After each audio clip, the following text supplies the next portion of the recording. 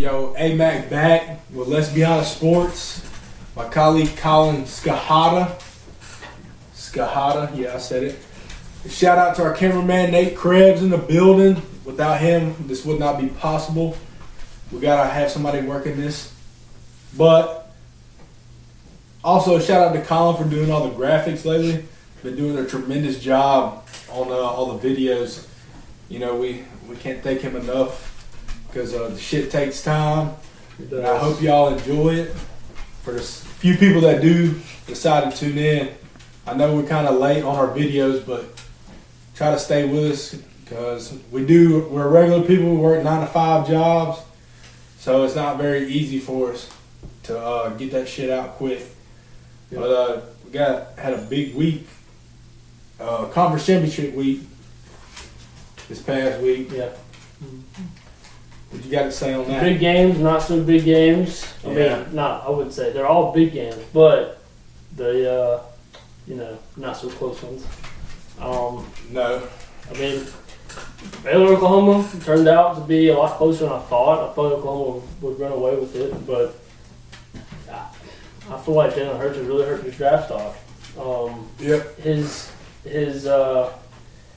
He just turns the ball over and he doesn't know how to take care of the football. I feel like scouts, I mean, they're gonna see that obviously, and they're gonna. I mean, I wouldn't want him on my team in the NFL if I knew he was so turnover prone, because that's like a big thing, man. Well, if you look at his turnover ratio at Alabama, it was slim. Yeah, and I feel it was maybe 2 interceptions a year.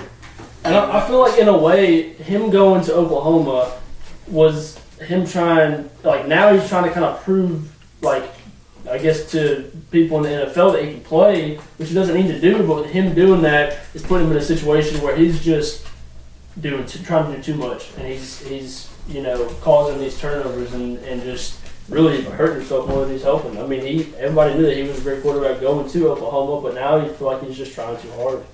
Yeah, I feel like he's trying to push some football downfield too much, forcing throws. Even with his accuracy, I wouldn't really say has been suspect, but it's kind of been off this year.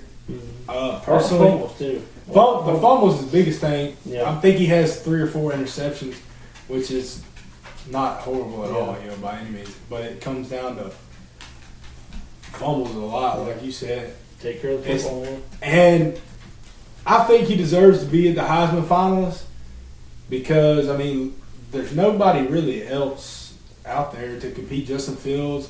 And I think Chase Young, I want to go on the record and say Chase Young is definitely deserving to be there because it's turned into so much. It's not even the Heisman anymore. It should be called the quarterback award. Yeah. Especially I like seeing a defensive player there. Yeah. And no matter what year it is, I want to see a defensive player there because they just don't get enough credit. And I mean, everybody knows who's going to win it. It's clear cut. Who's going to win the Heisman? Yeah. No doubt. But I would not, for some crazy reason, or whoever would vote on, I would like to see Chase Young win it. Yeah. Just because it's a straight quarterback reward now. Yeah. It's this weekend, isn't it? This Saturday night. Yeah. So I would agree. I had somebody ask me this week actually, like, who would your pick for the Heisman? I said personally, it's not going to happen. I would choose Chase Young. Especially because he missed, 2 or 3 games? Yeah, and he's still, he's a phenomenal defensive player. And, I mean, he brings that presence to the defense. And if he doesn't go first, Cincinnati Bengals, they're fucking retarded. Yeah. Facts. But they do need a quarterback, so you never know. But there's so many in this draft that they could pick up a quarterback. Yeah. I mean, but the thing is with quarterbacks, if you don't fit the system, then don't draft them. Yeah. That's what happens with so many quarterbacks, man, in the draft. I mean, if you don't fit the system, Harbaugh's right now, Harbaugh's doing a great job with his offense coordinator working to Lamar Jackson's strengths. So that's all I got to say about that. Also, that was anybody watching this game, knuckleball. Jesus Christ, that was a horrible kick. Jets versus Ravens. Yeah, Jets versus Thursday Night Football right now. Sorry, I wasn't trying to pay too much attention to that, but Jesus Christ, that was horrible. But anyway, I mean, watching that game, it's just Jalen Hurts. I mean, he did good things, obviously. It's just the Oklahoma team is. I feel like they could be much better. Like, and it's not even. This game didn't even come down to the defense. The defense did their job. I would say, it's like turnovers, mistakes on offense. It doesn't seem like their offense is as dominant as what they used to be. Early primarily, on. Yeah. Ever since the Kansas State loss, it's been downhill offense-wise. And a lot of that has to do, I think it hurt their confidence, personally. Yeah. I mean, yeah, they put, 40-plus points on that Kansas State defense. But that was the week that the defense was nowhere to be found. Which is not surprising considering it's Oklahoma. But if they're going to turn it on, they're getting another chance. I mean, obviously they should be in the 4th spot because there was nobody else. Yeah, I think. And there was no other one-loss team, I don't think. But the commissioner for the playoff committee, the head guy, what's his fucking name? Rob Mullins, isn't it? Something. It's something Mullins. Yeah, I can't remember. The Oregon State's AD. But he did. Not Oregon State, Oregon's AD. Yeah, but he did say that Georgia was still the talk between them and Georgia getting in. Like, that was actually a discussion. I doubt it. Why? No. He says I know he says it, but I mean, it's just because they didn't want to seem like it was just so clear-cut Oklahoma. Well, it should have been. I mean, because the conference championship, Georgia just got blew out, and they haven't really shown much offensive life all year. But, I mean, what I'm saying is, like, I think the committee likes to make things interesting, and that's all he was trying to do right there. I don't think no one in their right mind thought there was even a shot. No, they would have never put Georgia in. Now, if it was a close game and say say LSU and Georgia went into overtime, then maybe. But in that case, LSU wouldn't have been number one. I would say Georgia would have lost by. There would have been 30 points on the board, and they lost by a field goal last second. Then you could have been like, okay, maybe Georgia does deserve to be there. Like if it was a situation like last year, right? And like as bad as this Oklahoma team has looked at times, then you consider it. Basically how bad they've looked down the stretch. Yeah, and that's what it matters too. And see, that's the probably opposite why with this LSU team. This LSU team has looked like the best team in the nation over the past, last 4 or so games. Like even their defenses look great. Well, I think they finally got challenged. People were saying, hey, that field goal you got tipped, so that's why. But I think that Oklahoma team's got to be ready to score. I don't think that even with LSU secondary is fucking tremendous. Stingley as a freshman was fucking. Oh yeah. But I think Oklahoma can score with them. The LSU defense isn't gonna keep up. They will a little bit. I'm not making no pictures. We were just going over the playoff games. That's in Atlanta. That one is. That's the Peach Bowl, right? Yeah. Oh, by the way, our records for last week. Mine was in college football was 4-3, and the NFL was 6-4. And Collins was. Last week college football, I was 8-1. My only loss was that Ohio State. I picked Ohio State by 16, but I mean they should have. I mean, I thought they couldn't. They only won by I think like 13 because the first half was so bad for them. Second half they just shut out Wisconsin. That's good for them though because that's the first adversity they faced all year and they handled it.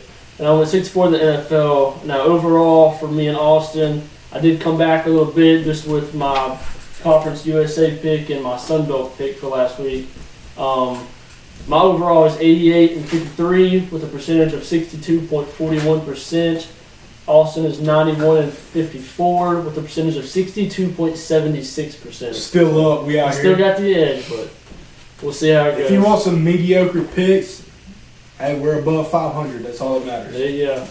Hey, if you're betting on every game, you're in the positive right now. So. All right, and so the big one for me is this Clemson-Ohio State game. That's going to be a fun game. That's the reason this one's the night game out in Glendale, Arizona. PlayStation Fiesta Bowl. Fiesta. But Clemson's been picking up the offense tremendously. I know that Virginia was the best team they played. You can argue and say A&M But I still would argue that A&M's in a Jimbo Fisher rebuild. Getting his guys in. And I was early in the season too, so we don't really know. Yeah. Because Clemson wasn't playing their best ball at the beginning of the year. Now they're playing. Balling out. Yeah. And they also did what I thought they would do to Virginia. Absolutely. Yeah. Dismantle them. Yeah, that was pretty horrible. Which brings me to, just real quick, they should not be in the Orange Bowl, but it's because of it's the runner-up of the. Yeah, I don't like how they have those. You know, if you're this, then you're going to get in this bowl. Like they shouldn't have that. To me, it should have been like you could have flopped Georgia or Florida, depending on how the committee ranked it, because that really didn't matter. But Virginia should have been replaced with Penn State. Penn State should have been playing at least in the Orange Bowl, in my opinion, because Penn State would take care of business against Virginia easily. Mm-hmm.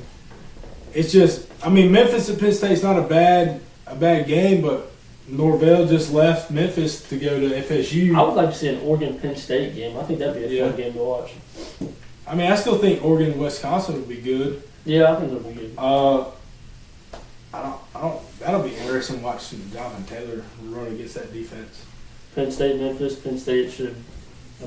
It should be handily, especially with them losing their head coach now.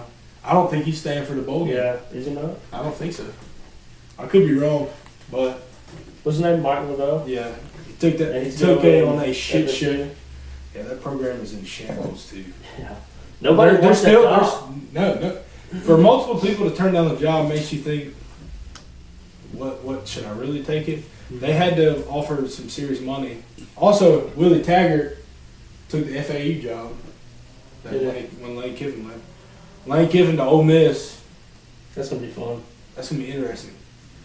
But keep in mind, Ole Miss is still ineligible to play postseason for another couple years. Shout out to Hugh Freeze and this bitch for that problem. And then let's talk about more of the coaches. Sam Pittman to Arkansas. That was, I guess kind of a shock. Arkansas was on the coach hunt for a month almost. Well, a longtime friend of my mom and my stepdad posted something. He's a huge Razorback fan. He's from Arkansas. They grew up together. Anyways, he posted on Facebook right after Thanksgiving. It said a friend of a friend said that Sam Pittman is going to be the next head coach at Arkansas. I know the day he got hired, he screenshotted his post about it and posted it on Facebook. And he sent it to me and said, "I told you." It's not a bad hire.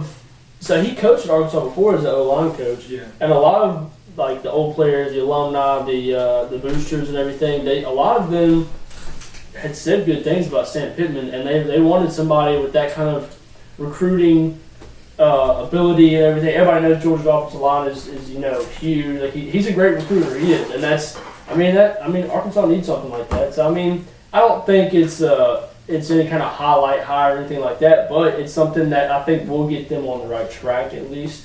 I don't know if he's going to get them to the next step, but I think it's a decent hire. It all comes down to recruiting. Yeah. And I'll still stand by this. Yeah, people say 5 stars don't matter, but it does at the end of the day. And hell, Jimbo came in and had a top 3 recruiting class his first year. Mm-hmm. And Dan Mullen's philosophy most of the time at Florida is, I'll take this 3-star, 4-star cat and develop him, which he can do, he's done it. Dak Prescott was like a 3-star quarterback. But being at better coach in the NFL. But being at Florida, you can't settle for just 4-star. But Florida did just get they've had him committed, but they just ranked him a 5-star. He was a 4 out of St. Thomas Aquinas linebacker, the fucking freak. But all right, so the Sugar Bowl. Enough about recruiting and all that bullshit. The Sugar Bowl. Surprised they let. The only reason, from what I've read and what I think, is the only reason Georgia didn't drop and Florida didn't flop and jump ahead in that Sugar Bowl spot is because they looked at head-to-head losses. And Florida has 2 losses, so does Georgia. They both have losses to LSU, but Georgia beat Florida, and that's what ended up putting them in the Sugar Bowl again. Mm-hmm. And as a Georgia fan, Kirby Smart cannot lose this game, not 2 years in a row, because it's a letdown game. I know you got guys wanting to come in to the fucking. You know, you want them. They're wanting to go to the NFL and make their family money, make themselves money. At the end of the day, but like Florida has C.J. Henderson, he's not coming in. He's not going to the bowl game. He's done with the team because he's getting ready for the draft. He was a preseason All-American and played very mediocre to say the least. I just think, I mean, with all of that in mind, I just think these bowl games don't mean as much to these kids if they're not in playoffs or anything. I mean, and I don't think it's really anything knocking on Kirby if Georgia loses. I mean, everybody's been talking a lot about Kirby lately about can't win the big game and things like that. But I mean, that's just to me that's insane to say things like that. I mean, yeah, he hasn't been able to win that big game every year, but he's been there. That's huge to me. Like when you go from Mark Richt era where he can't even get to the big game because he can't beat Florida, he can't beat anyone else that's big on the schedule to get to the big game in the SEC championship or make a national championship or have a number 1 recruiting class. Like, if you're docking Kirby because he's losing a big game, an SEC championship game, when this LSU team came out of nowhere, like they did it. They came out of nowhere. Joe Burrow was not hyped up at all this year, and he came up and just showed out. This LSU team, LSU is almost like a team of destiny this year too. And I mean, yeah, things haven't gone good with the offense. That's staff. Yes, Kirby needs to hire some staff that has offensive capabilities. Kirby's done great with the defense, but I don't think anyone in their right mind should have the nerve to dock Kirby about anything because Kirby's done such a great job with that program. Well, I agree, but you can't have a third-year starter playing like that whenever you just had a transfer leave to go to Ohio State and putting up the numbers he has. It obviously falls back on the coach. It's supposed to. But then again, Fields really never got a true shot. But personally, what would you have done? What would any other coach have done in that situation? This guy was a 5-star or 4-star at a high school, and Jake Fromm, who in his first year as a true freshman leads us to a national championship that we should have won. Like, how can you say this other guy deserves a shot more than? Well, no, that was his freshman year. But what about last year? They struggled at. Well, that's what I'm saying though. Is like he had just led us to this national championship game. It's hard to say, okay, this other guy's better than you as a true freshman when you just led us to a national championship the year before. Right. It's in a hard situation. Now, if Fromm would have went in like maybe the semifinal game and just did terrible against Oklahoma that year, didn't make it to the national championship, maybe lost to Notre Dame or something when he came in, like that's a whole different ball game. But like Fromm did a lot for the university. This season he's looked pretty bad at times. But this season he's looked pretty bad at times. Don't get me wrong, and a lot of people are seeing it, but at the same time, you got to think about it in perspective of last season. Last season was really good. They were this close to getting into the playoff. Barely losing to Alabama in the SEC championship game. I mean, there's just a lot into that, and I think it's more about perspective rather than, it does come down to coaching, but it's all about perspective. I mean, everybody can argue and say, yeah, Justin Fields has done a great job at Ohio State. Who knows? He may not even fit into this offense the way that he's fit into Ohio State. They're just trying to run that old school power. I will say that he does need to be more modern, and he needs to come and he needs to find an offense coordinator that's going to be able to, develop a quarterback and an offense the way that, more modern days are run. I mean, yeah, it can't. That's why LSU brought in Joe Brady. Mm-hmm.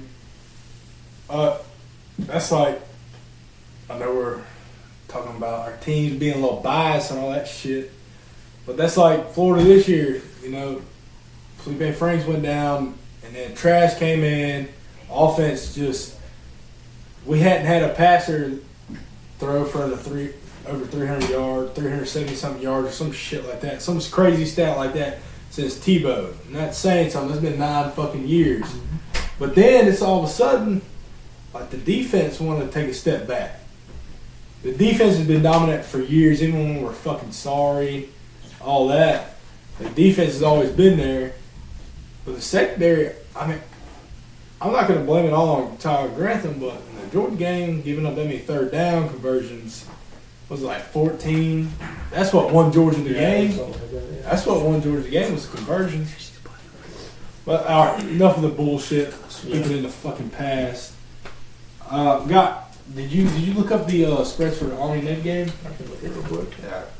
Check that real quick, son. Cause we want to pick that game just because it's the only game this week, obviously. Yeah. Unless you want to go to FCS school, like. Unfortunately, I wouldn't say unfortunately. It's bowl season, which is fun, but it means no more, weekend college football. But we do have this one this weekend. You got Navy against Army, and my phone's taking forever to load. Yeah. You got your phone? Lock her in the man cave. Sorry, guys. We just. It don't matter. What are y'all looking at? What are y'all looking for? The Navy Army game with the spread and all that is. Man, every time you talk. Oh, they don't have 13. There's still a time. Oh no. Of course. It's a 10.5 points favorite to Army versus Navy. No, Navy's the favorite at 10.5. Yeah. Navy is ranked 23. That's what I'm saying. Okay, yeah. So we got. Where's that game at? Like, do they play home and home, or do they play at neutral? I think it's neutral. Hold on. Yeah, because it's always at Lincoln Field, Philadelphia. Lincoln Financial. But college game day will be there, obviously, because But have you seen the uniforms? Though they're fucking fresh. Dude, no, I haven't seen it, but every year. Dude, no, awesome. This year they have topped all the years. You have to put that. Yeah, I'll put it. Just pull it up. I know college game day. I think posted it. College football on ESPN posted it. Hopefully, I can but find man, it easy. No, it should be easy. It's just recently, but they're fucking fresh. Sweet, dope. Yeah, they're gonna be sweet. What time is that game? 2 p.m. on CBS. Central Time, 2 Central. Over and under is 41. Ooh. Yeah, so I'm gonna write that down right quick, son. Yeah, me too. Army. Are you fucking shitting me? Oh, okay, cool. Sorry. Who's that? Jameson Crowder just dropped a wide open touchdown pass. What a cock. Imagine being that guy. Look, Colin's so into it, he can't even talk that same time. Dude, the over-under at 41 is surprising because Navy's... That's what I'm thinking.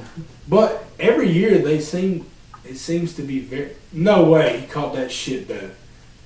Wow. He just dropped the wide open touchdown pass and just toe tapped with the defender draped over him. Oh, I'm out. I'm out. I got the Ravens defense starting tonight. And he caught that. Man. Poor catch. Who is that? Jameson Crowder? Is it Jameson or Jay? I can't remember. Oh, Marlon Humphrey. That, you should have seen the ball he just dropped. There wasn't nobody around him. Jesus Christ. That was almost like a one-handed catch. Just, with his chest, too. Because look, like, Marlon Humphrey separated his hands, and he just kept that ball too close. Lord, I'm about to blow up, bro. I'm about to blow up.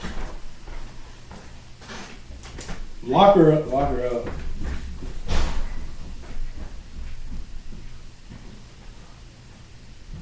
Sorry about that, folks. We got some fucking people out here who can't handle business when it comes down to it.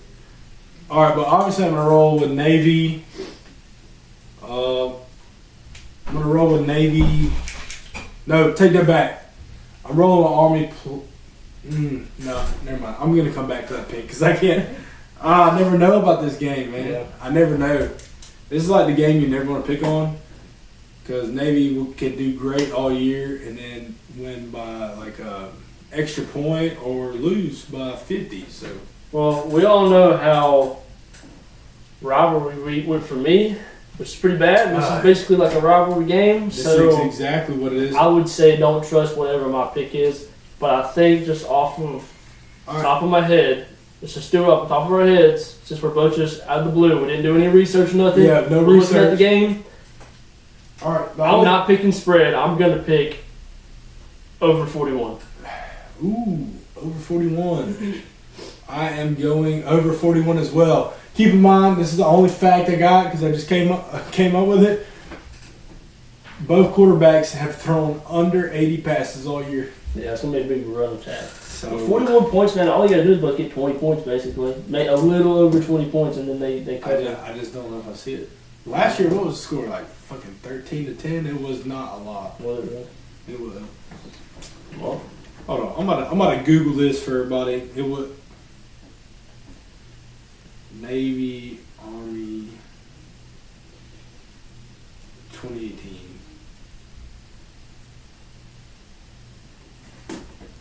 Well,